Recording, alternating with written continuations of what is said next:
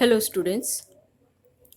इससे पहले के वीडियो में हमने क्लास एवीज के जनरल कैरेक्टर्स स्टडी किए थे। आज की वीडियो में हम क्लास एवीज का क्लासिफिकेशन देखेंगे। क्लास एवीज, जैसा कि मैंने आपको पहले के वीडियो में बताया था, इसमें बर्ड्स को इंक्लूड किया जाता है जो कि वार्म ब्लडेड, बाइपीडल, फ्लाइंग वर्टिब्रेट्स होती हैं। बर्ड्स में आर्बोरियल लाइफ के लिए अडेप्टेशंस पाए जाते हैं। इस कारण ये सभी बर्ड्स एक प्रकार की स्ट्रक्चरल होमोजेनिटी शो करते हैं, यानी इनके बेसिक स्ट्रक्चर, मॉर्फोलॉजी, ये सब आपस में समान होते हैं। तो बर्ड्स के क्लासिफिकेशन के लिए कोई एक डिस्टिंक्ट फीचर नहीं है जिसके बेसिस पर इन्हें आसानी से क्लासिफाई किया जा सके, जैसा कि मैमल्स के केस में होता है कि डेंटेशन को यूज़ किया जाता है क्लासिफिकेशन के लिए। तो जो 10,000 के करीब लिविंग स्पीशीज़ हैं बर्ड्स की, उन्हें कई सारे ऑर्डर्स में डिवाइड किया जाता है और ये डिपेंड करता है टेक्सोनॉमिस्ट की चॉइस पर। 25 से लेकर 30 तक एवियन ऑर्डर्स हो सकते हैं। अब हम इनका अगर ब्रॉड क्लासिफिकेशन देखें तो सबसे पहले क्लास एवीज को 2 सब क्लासेस में डिवाइड किया गया है, 2 उपवर्गों में। पहला उपवर्ग है आर्कियोनिथिस और दूसरी सब क्लास है नियोनिथिस। आर्कियोनिथिस को आप एंशियंट बर्ड्स कह सकते हैं।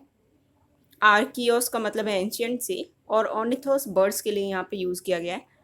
तो ये एंशियंट बर्ड्स प्रिमिटिव प्रकार की बर्ड्स हैं जो कि केवल फॉसिल्स की फॉर्म में पाई गई, पूरी तरह से एक्सटिंक्ट हो चुकी हैं। जबकि नियोनिथिस में मॉडर्न बर्ड्स, हालांकि उसमें कुछ एक्सटिंक्ट बर्ड भी आती हैं, लेकिन उसमें एडवांस मॉडर्न बर्ड्स को इंक्लूड किया गया है। तो आर्कियोनिथिस के बारे में अगर हम स्टडी करें तो ये एंशियंट प्रकार की बर्ड्स हैं जो कि एक्चुअली बर्ड्स के साथ साथ रेप्टाइल्स को रिजेंबल करती हैं। तो इनमें रेप्टाइल्स और बर्ड्स दोनों के ही कैरेक्टर्स पाए जाते हैं। इन्हें कनेक्टिंग लिंक या ट्रांजिशनल स्टेज माना जाता है रेप्टाइल्स और बर्ड्स के बीच में, इस कारण से। और ये जुरासिक काल की, जुरासिक पीरियड की बर्ड्स हैं जो कि पूरी तरह से एक्सटिंक्ट हो गई और केवल फॉसिल्स फॉर्म में पाई गई हैं। इनके 2 से 3 स्केलेटन, फॉसिलाइज्ड स्केलेटन डिस्कवर किए गए। पहला जो है वो बवेरिया जर्मनी में 1861 में एंड्रिस वेगनर ने डिस्कवर किया। उसके बाद 2 और स्केलेटन डिस्कवर किए गए 1877 और 1956 में सेम लोकेलिटी से। तो इसमें एक ही ऑर्डर इंक्लूड किया जाता है आर्कियोप्टेरिगी फॉर्मिस का, और उसका एक ही स्पीशीज़ है जो कि एक्सटिंक्ट है, फॉसिलाइज फॉर्म में पाई जाती है, जिसे आर्कियोप्टेरिक्स लिथोग्राफिका नाम दिया गया है। तो ये जो बर्ड्स हैं या बर्ड लाइक रेप्टाइल्स, इन्हें आप बुला सकते हैं आर्कियोप्टेरिक्स लिथोग्राफिका। अगर हम इसके कैरेक्टर्स देखें तो ये कुछ रेप्टाइल्स के साथ में एफिनिटी शो करती हैं, जैसे कि इनमें स्केल्स पाए जा रहे हैं बॉडी और लिम्स पर।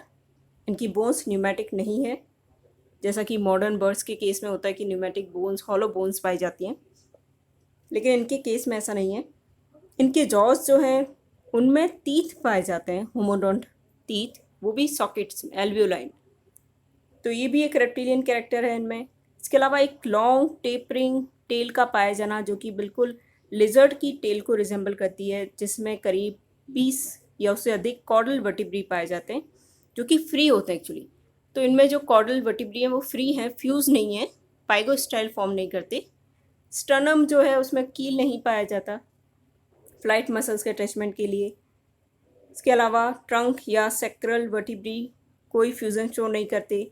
जो सेंट्रा है वर्टिब्री के, वो हेट्रोसिलस के स्थान पर एम्फीसिलस प्रकार के होते हैं, जैसे कि स्फिनोडॉन जो रेप्टाइल है उसमें पाए जाते हैं। इसके अलावा इनमें एब्डोमिनल रिब्स, सर्वाइकल रिब्स भी देखने को मिलती हैं स्फिनोडॉन और क्रोकोडाइल्स की तरह। साथ में जो थोरेसिक रिब्स हैं उनमें अनसीनेट प्रोसेसेस नहीं पाए जाते। स्टर्नम पुअरली डेवलप्ड है, जैसे मैंने बताया, उसमें कील एब्सेंट है, और हर लिम्ब में या जो हैंड है उसमें 3 फिंगर्स पाई जाती हैं। और वो तीनों फिंगर्स जो हैं फ्री हैं, आपस में फ्यूज़ नहीं है, और उनमें क्लॉज भी पाए जा रहे हैं लिजर्ड की तरह। इसके अलावा कार्पल्स, मेटाकार्पल्स इनमें फ्री होते हैं, यानी कोई कार्पो मेटाकार्पस जो है देखने को नहीं मिलता। ब्रेन सिंपल है इनका।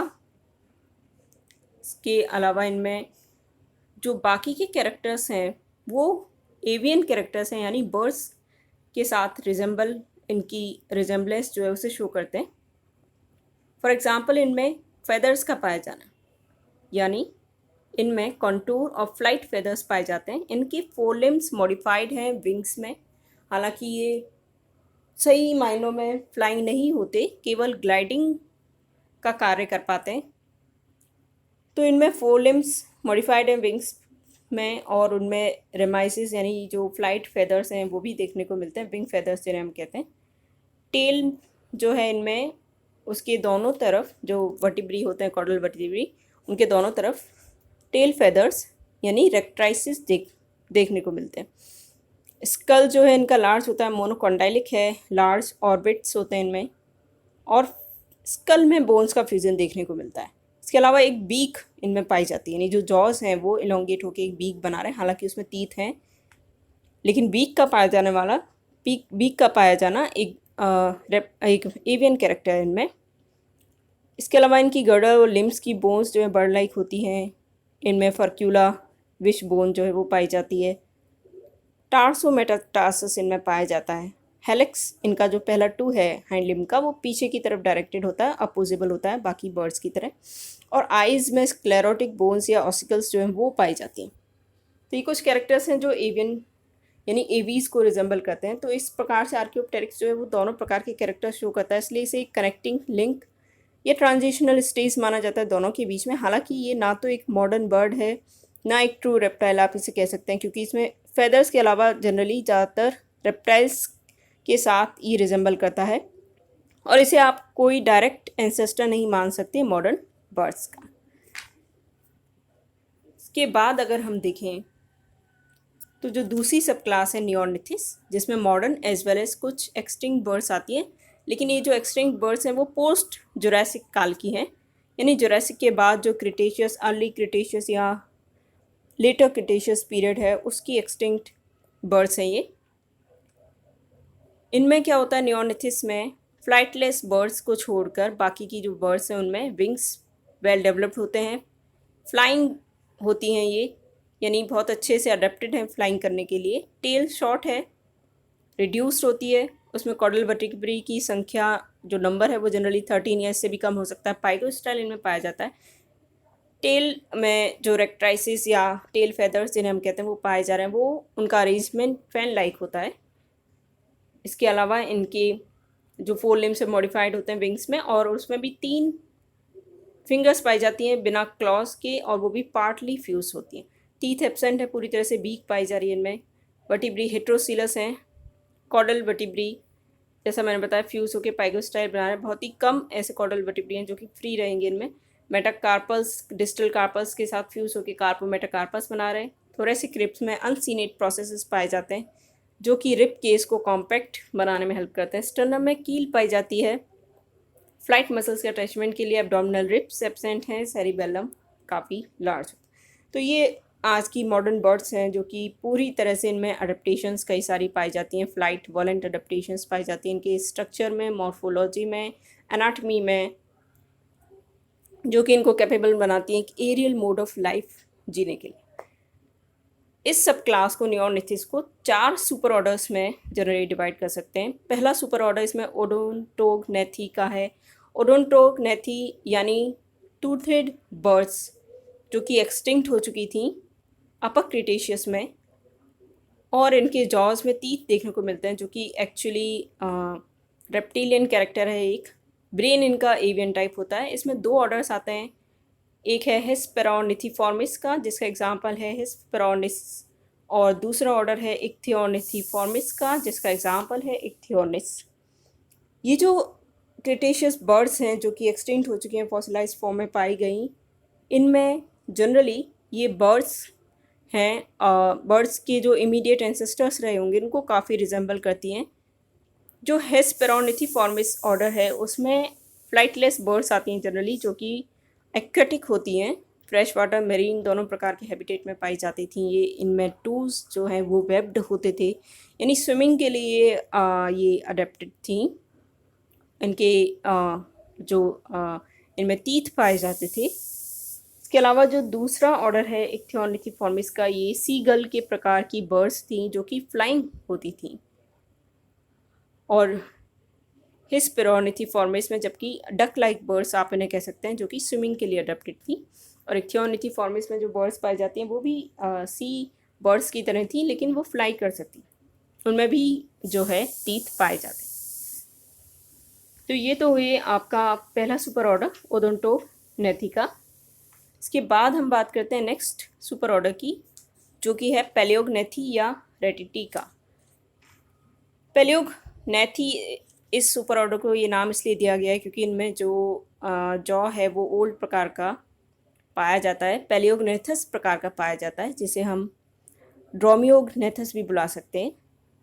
रेटिटी इन्हें इसलिए बुलाया जाता है क्योंकि इनमें जो स्टर्नम है वो रेफ्ट लाइक होता है, यानी फ्लैट होता है, उसमें कील नहीं पाई जाती।